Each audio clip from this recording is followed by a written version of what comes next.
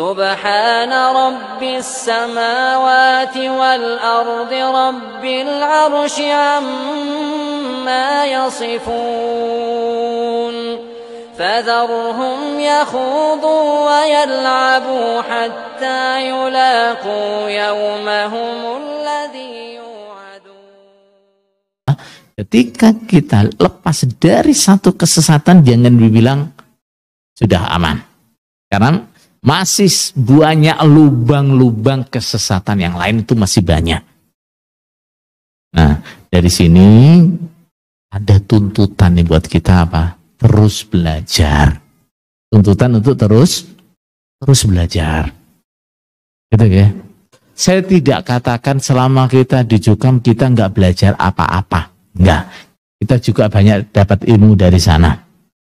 Ya, banyak dapat ilmu dari sana. Dan juga banyak yang benar. Nah, tapi masalah ini kan ya, nah, di antara yang kita pelajari di Jukam ini, yang mana yang benar, yang mana yang salah, kita bisa bedakan belum? Nah, sebagian bisa, sebagian belum. Gitu lah. Sebagian kita bisa bedakan, sebagian belum. Ini. Jadi kita memang di sana iya belajar, tapi hal-hal yang paling penting yang kita butuhkan dalam ibadah kita malah belum belajar loh. Iya enggak? Coba, dasarnya orang ibadah itu apa? Apa? Orang ibadah itu dasarnya apa? Akidah yang benar. Dasarnya orang ibadah itu. Nah, jadi yang paling pokok dalam orang beribadah itu adalah apa? Akidah yang benar. Makanya dulu Rasulullah Shallallahu Alaihi Wasallam sejak beliau diutus sampai hijrah ke Madinah, itu berapa tahun itu? Yang pernah belajar sejarah Rasul. Berapa tahun? Sejak Rasulullah diutus sampai hijrah ke Madinah. Iki nek cik murni belajar ke Jokam biasanya yorong roh iki ya. Nah, berapa tahun itu? 13 tahun. Ya, 13 tahun. 13 tahun. Selama 13 tahun itu Rasulullah apa terus mendakwakan bagaimana zakat, terus mengajarkan rincian-rincian sholat, rincian puasa dan seterusnya? Belum itu. Belum.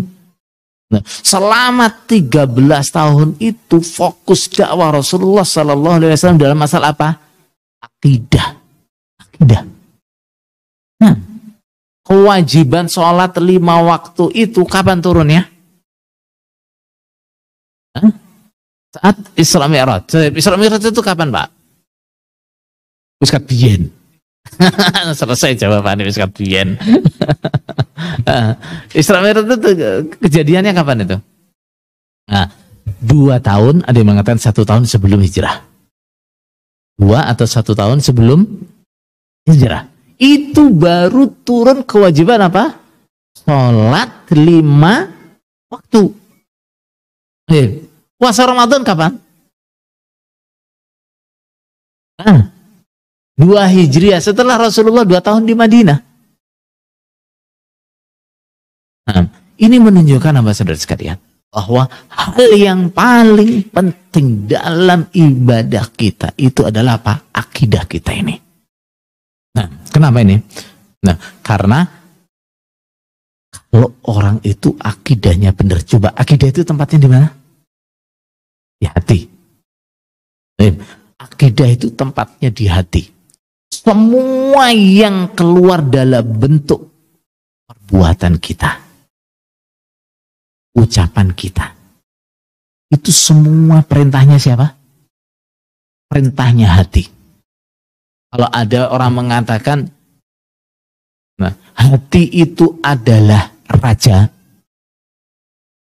itu masih kurang pas. Kenapa?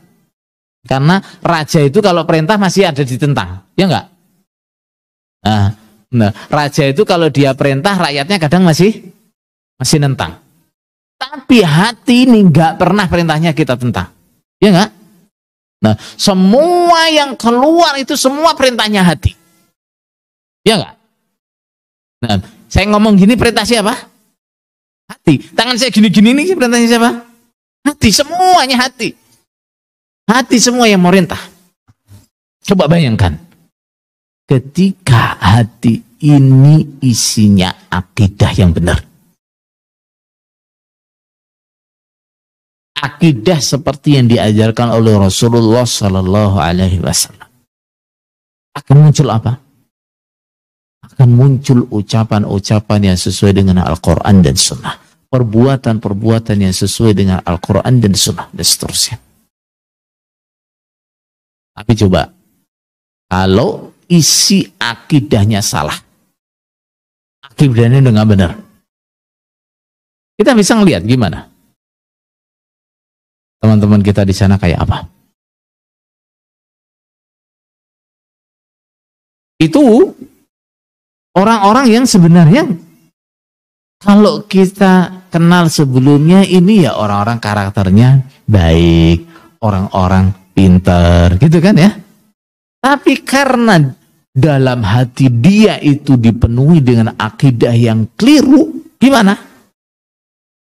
Perilaku-perilaku yang nggak bener, omongan-omongan nggak bener, bahkan kayak orang goblok, keluar semua.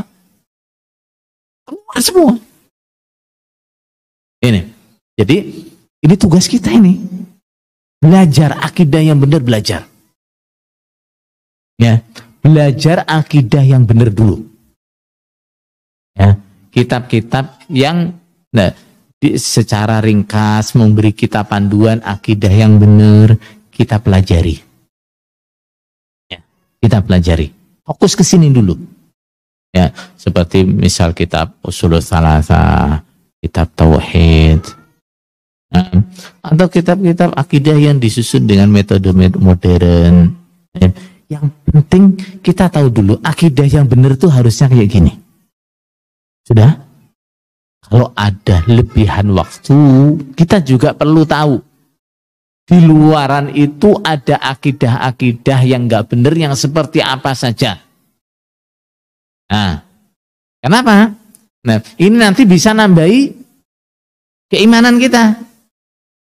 Ya, orang ngerti akidah-akidah yang nggak benar itu nanti bisa nambahi apa? Keimanan kita. Masya Allah, alhamdulillah, kok saya nggak sampai punya keyakinan kayak gitu. Nah, tapi belajarnya harus di mana? Dimulai belajar akidah yang benar dulu. Ya, nanti kalau sudah belajar ini yang akidah yang benar belum malah bingung. Belum lagi kalau katut sekalian. Nah, lebih parah lagi. Ya, jadi ini PR buat kita. Jadi jangan sampai, karena di Jokam itu sudah capek dengan acara sambung seminggu 3 kali. Begitu keluar aku pengen rodok bebas lah. Terus kesel aku sambung terus. Jangan. Nah, jangan. Justru cara berpikir kita coba dilurusin. Ya. Kita ini ibaratnya anak sekolah itu. Nah, kita itu udah kelamaan nggak naik kelas. Oke. Nah, udah kelamaan nggak naik kelas. Nah, teman-teman kita itu sudah lulus kuliah, bahkan mungkin sudah selesai S2, S3, kita itu masih kelas 1 SD dari dulu belum naik-naik. Nah, tapi perasaan nih, ilmu nih luweh oke katimbang sing S1, S2, S3. Jadi sehingga kita nih harus nyusul. Kita ketinggalan banyak. Nah, kita ketinggalan banyak. Nah, baik masalah ilmu, bahkan masalah ibadah, juga kebiasaan-kebiasaan kecil. Nah, khas banget dengan Jokam itu masih kita bawa loh sampai di sini nih. Padahal itu sesuatu yang kalau kita ada perhatian di situ, pahalanya besar. Nah, ya enggak? Sekarang misal sepele saja. Tadi yang masuk masjid terus sholat sunnah tahiyatul masjid siapa? Gak ada 10 orang. Gak ada 10 orang. Hampir 100 orang nih yang di depan ini. Nah, yang sholat tahiyatul masjid gak ada 10 orang. Hah? Loh, tuh, Pak Ubed perhatikan hanya 3 orang. Ini dari mana? Ini kebiasaan lama ini. Hal seperti ini nggak diperhatikan. Padahal saudara sekalian, bagaimana Rasulullah SAW mengatakan gimana? Kalau kalian masuk masjid, jangan duduk sampai sholat 2 rakaat. Rasulullah bilang apa? Jangan duduk. Perintah seperti ini saudara sekalian, seandainya tidak ada dalil-dalil lain, ini menunjukkan apa? Wajib. Menunjukkan wajib. Makanya sebagian ulama bahkan mengatakan seperti Dawud Az-Zahiri mengatakan tahiyatul masjid itu hukumnya wajib. Hukumnya apa? Wajib. Kenapa? Coba. Karena Rasulullah SAW sedang khutbah. Meninggalkan khutbah itu hukumnya apa? Wajib. Ada orang masuk. Rasulullah tanya, kamu sudah sholat sunnah 2 rakaat? Belum. Kamu sudah sholat 2 rakaat? Belum. Berdiri sholat dulu 2 rakaat. Coba. Kalau mendengarkan khutbah itu wajib, boleh enggak ditinggalkan untuk sesuatu yang sunnah? Ini hujahnya Dawud Az-Zahiri begitu. Ya. Sesuatu yang wajib tidak boleh ditinggalkan kecuali oleh sesuatu yang wajib pula. Nah, makanya dalam kitabnya para fuqaha termasuk sholat sunnah yang paling muakkad itu sholat sunnah apa? Tahiyatul masjid. Sepele kan? Sepele. Nah, hal-hal seperti ini teman-teman kita udah praktek lama. Kita belum. Ya enggak? Kita belum. Artinya ini ketinggalan apa namanya? Yang seharusnya enggak terjadi kan? Nah, seharusnya enggak terjadi. Nah, mungkin kalau kita bilang ya itu kan masalah sunnah, tapi masalah yang pokok ini masalah akidah kita. Nah, ini harus apa? Betul-betul jadi perhatian kita. Kenapa? Ibadah kita itu nanti diterima atau tidak, manfaat atau tidak, ya, apalagi berpahala atau tidak, jadi ibadah atau tidak, penentunya di mana? Dalam masalah akidah ini.